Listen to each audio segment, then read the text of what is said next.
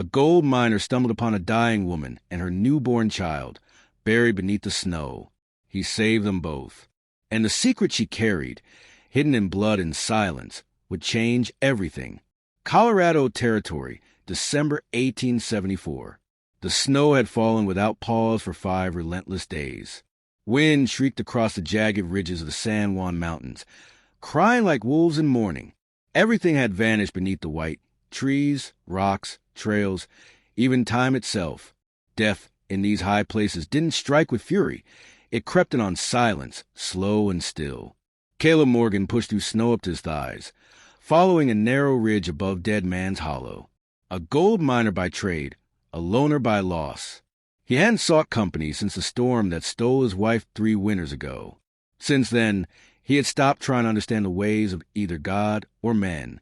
The mountain gave no answers, only stillness, and perhaps in that stillness, a kind of peace. But that morning, something cracked the quiet, a sound faint and desperate. Not the wind, not an animal. A cry. "Hi, thin human." It echoed once, then vanished. Caleb halted, snow clinging to his lashes. He turned toward the gulch below. Nothing. Then it came again, sharper this time. A baby's wail, distant but real. He moved quickly, boots breaking through the crust of ice as he descended the slope. He slipped once, catching himself with a gloved hand, and then reached a wind-scoured drift at the base of a rocky crag. His breath caught in his throat. A bundle, half buried in snow. Ragged fabric fluttered in the wind, stained deep red. He dropped to his knees. The blanket stirred. Next to her, the mother, still colorless.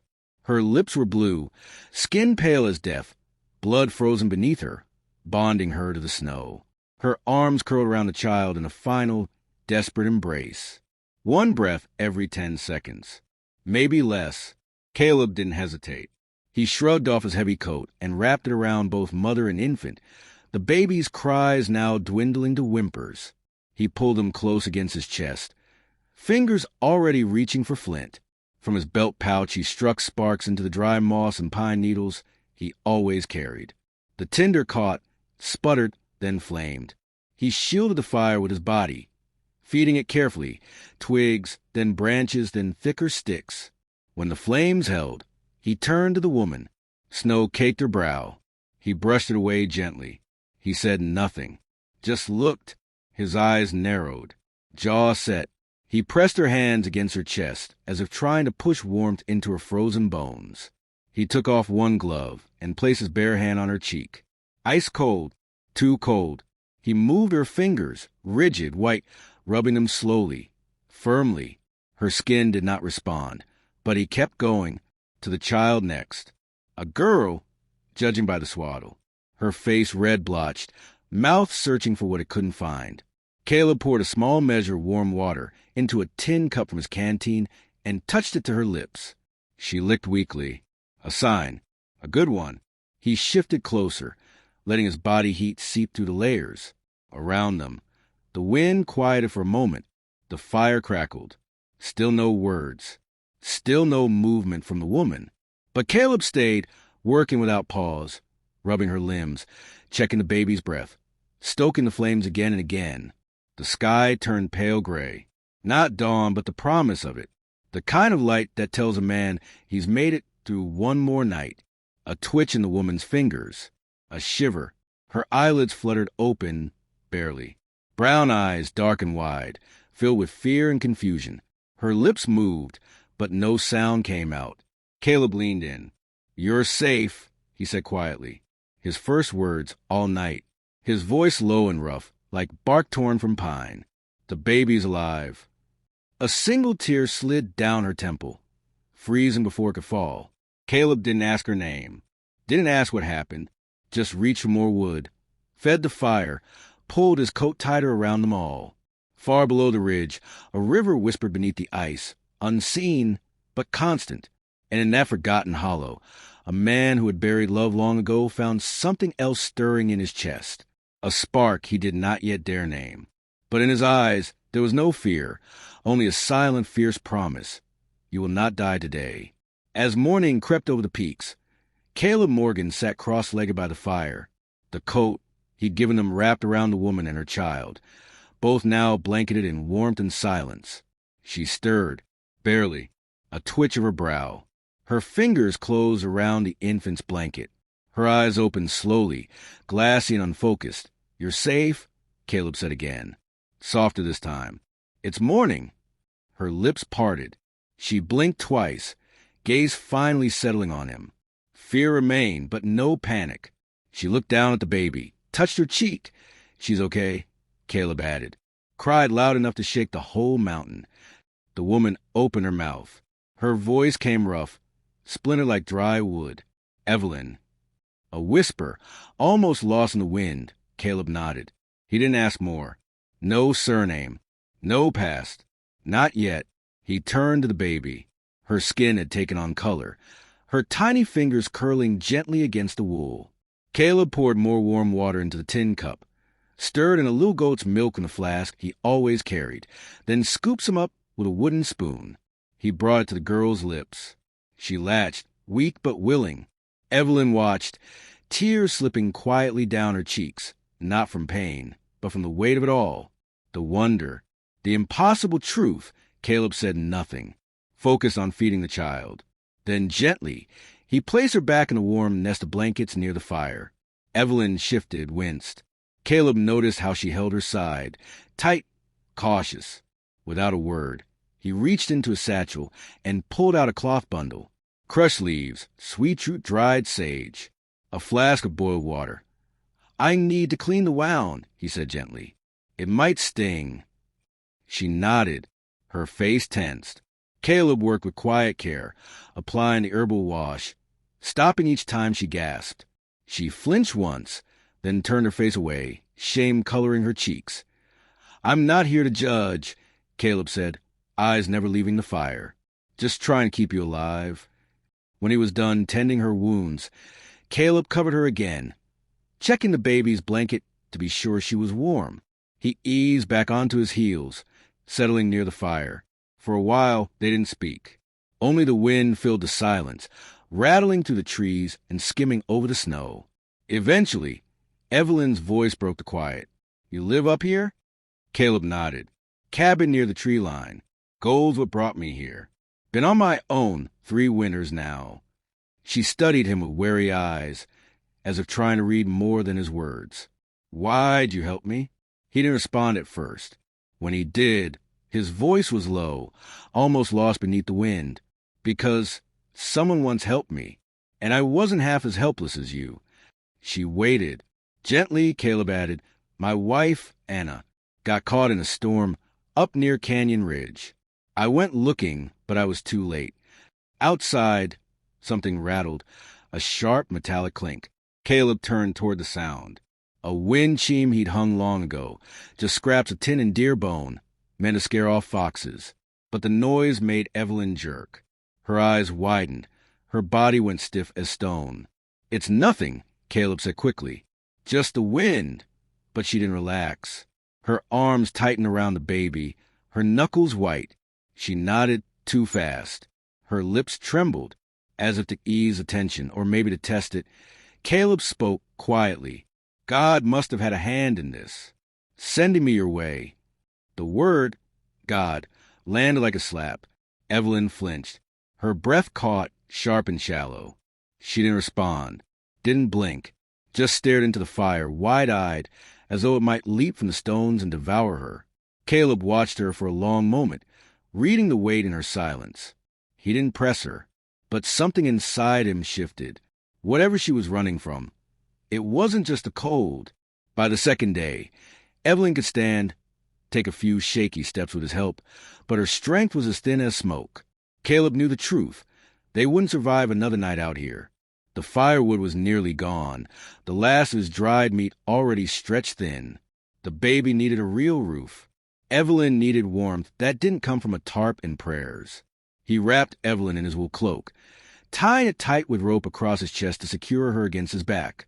Then he gently placed the baby, Hope, as Evelyn had named her, inside his shirt, close to his heart, where his body heat could keep her safe. 7 miles through deep snow, across frozen creeks and silent pines, toward the mining camp of Silver Hollow. He didn't speak. His breath came in long, white clouds. Evelyn didn't say much either. Only once, whispering behind his shoulder, "You don't have to do this." His only reply was a grunt and a firmer grip. They arrived just before dusk. Silver Hollow wasn't a town, just a scatter of cabins, tents, and half-built shacks slung across a frozen gulch where men spent their days panning for dreams. The place reeked of smoke, sweat, and desperation, like every frontier camp where gold was a god and silence was currency. Their arrival didn't go unnoticed. Doors creaked open. Faces appeared behind shutters. By the time Caleb reached the center of the camp, a crowd had gathered, 20, maybe more. Some stared in silence. Others whispered. Caleb ignored them all. He headed for the first cabin on the row, Mrs. Callahan's place. A widow known for keeping extra fabric, dried herbs, and always a pot of milk warming on her stove. She opened the door, took one look. Evelyn, limp against his back, the infant bundled in his arms, the snow still frozen in his beard. One by one, Caleb visited the few cabins where he hadn't made enemies. He asked for what he needed: goat milk, a scrap of wool, firewood, a blanket.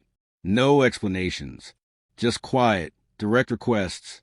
By nightfall, he had enough. A few good people had stepped forward, enough to remind him that kindness still flickered even in hard places. Behind the supply depot stood an abandoned storage shack, walls crooked, door half-hinged, but it had a roof. That was enough. He built a fire in the center, laid Evelyn and Hope close to it, wrapped them both in the donated cloth and warmth. The knock came hard against the door. 3 men stood outside, one holding a lantern that cast long shadows across the snow. At the front was Riley Gage Borman, Silver Hollow's self-appointed foreman. He wore a broad-brimmed hat, a thick coat, and a revolver slung low on his hip. Judge, jury, and if needed, executioner. "You bringing strangers into our camp, Morgan?" Gage asked, his voice cold. "They're with me," Caleb replied evenly, his stance unmoving. Gage stepped forward and peered into the shack. "She one of them runaways? That baby doesn't look white." "She's a mother," Caleb said flatly, "and the child is hers. That's all anyone needs to know." Murmurs rose behind Gage. More townsfolk had gathered, quiet and watchful, lined up like fence posts, their eyes sharp and suspicious. "This place ain't for charity," Gage said. "You know the rules." "She's not asking for charity," Caleb said. "I am." Gage's eyes narrowed. Caleb looked past him, at the crowd, at the silence between them all. He didn't plead, didn't explain, didn't raise his voice. Just said 4 words. "If she goes, I go." Everything stilled, even the wind. Gage studied him a moment, then spat into the snow. Finally, Gage stepped back. "Fine, you stay. For now. But if trouble follows, it's on your head." He turned and walked away, the crowd parting around him like reeds before a stream. Caleb shut the door behind him. Inside, Evelyn looked up with tears in her eyes. "You shouldn't have done that." Caleb sat beside her and fed the fire. Already did. Outside, Silver Hollow returned to its rhythm, but not its peace. Eyes would follow them now. Whispers would grow louder. But for tonight, the fire burned warm. The baby slept, and Caleb once again chose the weight of silence over the comfort of surrender. Caleb woke to the sharp, bitter scent of smoke, oily, thick, unnatural. He sat up instantly. Not chimney smoke. Not campfire. Something darker. He threw off his blanket and lunged for the door. Flames clawed up the side of the shack, curling along the canvas and timber with hungry orange teeth. Someone had doused the wall with pitch. It was no accident. The dry would crackle with menace. Evelyn screamed. The baby wailed. Tangled near a tear on the edge of the blanket was a small chain, gold and delicate. Caleb tugged it free, and a locket emerged, oval-shaped, no larger than a coin. He turned it over. He dried the locket on the inside of his coat, carefully wiping away the dampness like it was something sacred, then made his way back up the rocky path into the cave. Inside, Evelyn was humming softly, a fragile tune that drifted between lullaby and memory, her voice barely above a whisper. Hope lay cradled in her arms, her small cheeks flushed with warmth, deep in peaceful sleep. When Caleb entered, Evelyn glanced up, her expression shifting with quiet curiosity. "I found something," he said, his voice low and reverent, as if afraid the words might shatter in the air. He knelt in front of her and extended his hand. In his open palm rested the locket, gleaming faintly in the firelight. All the color drained from Evelyn's face. Her breath caught. She reached out instinctively, fingers trembling, then recoiled as if the metal had scalded her skin. "I thought it was gone," she whispered. "I tore it off the night I ran." She took it finally, pressed it tightly to her chest, and broke. Her tears came hard and fast, her shoulders shaking beneath the weight of all she had buried. Caleb said nothing. He stayed where he was, unmoving, offering only the stillness grief demands. When she could speak again, her voice came in ragged sobs. He gave it to his first wife, Amelia. Everyone in the parish knew. I found it hidden beneath the floorboards after she died. Her grip on the locket tightened, knuckles whitening. She didn't die of illness. I know that now. He drowned her in the creek behind the church. Said it was a baptism. Said she was unfaithful. That Caleb's jaw clenched. His expression hardened, turning to stone. "I was next," Evelyn continued, voice trembling. "He said God had chosen me to take her place. I was just a girl, scared, obedient. My father trusted him more than he ever trusted me." Her gaze drifted to Hope, still asleep in her arms. "She's the proof, the shame he wanted to erase. And if he ever finds us, he won't stop." Caleb rose to his feet, fists clenched. Without a word, he turned to the cave wall and slammed his fist into stone. The sound cracked like thunder. He struck again, and again, a third time, until his knuckles split and bled, and the cave echoed with silence. Breathing hard, he returned to Evelyn and sat beside her. He gently took Hope into his arms and cradled her with fierce tenderness. "She's not going anywhere," he said. "Not without a fight." The fire snapped behind them. Evelyn wiped her tears away with the back of her hand. "What do we do now?" she asked, her voice barely audible. Caleb looked toward the mouth of the cave, then out into the frozen woods beyond. An hour later, they climbed the ridge behind the cave. Snow crunched beneath their boots. A single old fir tree stood there, its gnarled roots twisted in the frozen earth. Caleb dug with flat stone, his hands numb, while Evelyn stood beside him, the locket clutched in her hand. When the hole was ready, she dropped it in, no hesitation, no prayer. They stood together in silence as Caleb covered it with dirt, then snow, then a scatter of pine needles. No ritual, no blessing, just breath. And then it was done. They descended the slope slowly. Their footprints vanished behind them in the drifting snow. That night, the fire in the cave burned steady and warm. They didn't speak much, but something had shifted, a quiet resolve, the weight of memory no longer festering. The past had not been forgiven. It had not been forgotten, but it had been buried, where it could no longer rot them from the inside. Hope stirred in her sleep, her tiny fingers reaching out blindly. Caleb caught her hand with his own and curled his fingers gently around hers. And for the first time since the storm began, Evelyn smiled. By the time the snow began to thaw, Silver Hollow had settled back into its rough and familiar rhythm. Men returned to the pans, women tended the fires, and gossip flowed as freely as a creek that cut through camp. Caleb and Evelyn kept to themselves, staying at the edges, speaking only when necessary.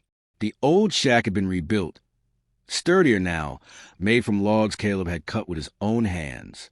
They lived in its shadow like ghosts not yet exorcised. It was a Sunday.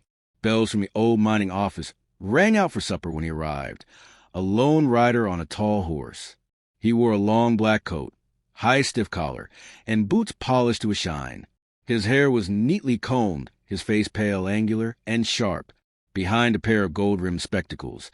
His eyes glittered with something cold and calculating. He dismounted slowly, every movement deliberate. Dust barely stirred beneath his boots. He looked nothing like a miner. He looked like wealth, authority, scripture wrapped around something rotten.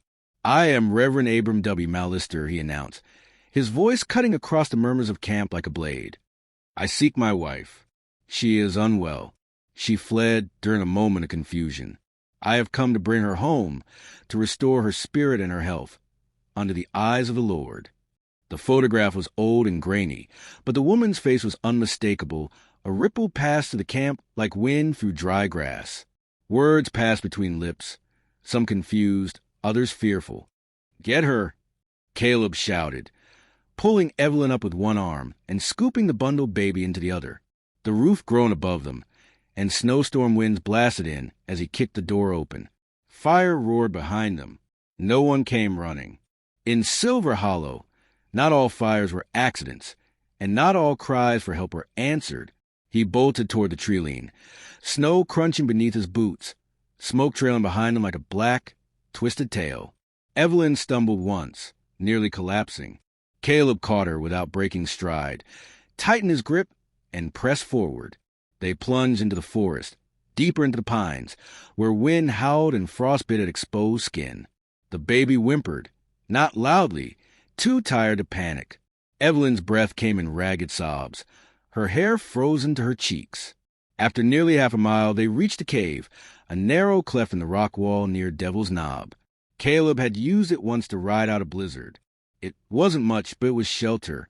Caleb pushed aside the snowdrift that masked the cave's entrance, ducked into the narrow opening, and helped Evelyn down onto the cold stone floor. Inside, the air was still, the silence broken only by their breath and the baby's faint sounds.